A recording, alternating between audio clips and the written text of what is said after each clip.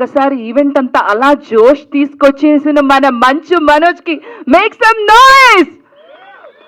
Mirai Mirai దొల్లాలన్నమాట. Are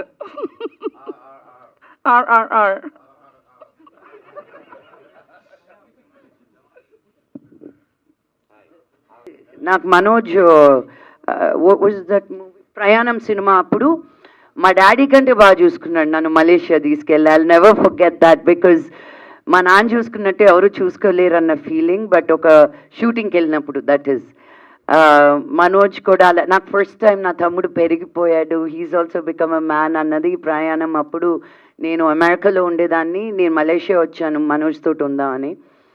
నా ప్రతి మీలు షూటింగ్లో ఉంటూ కూడా అక్క ఎక్కడికి వెళ్తున్నావు, ఎవరు తీసుకెళ్తున్నారు, ఏం చేస్తున్నారు, ఆ టేకింగ్ కేర్ అనేది I enjoy it a lot.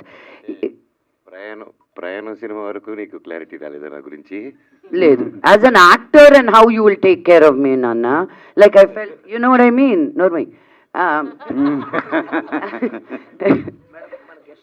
Oh sorry sorry sorry sorry sorry sorry sorry sorry sorry cut అయిన తర్వాత చెప్తాను నీ సంగతి.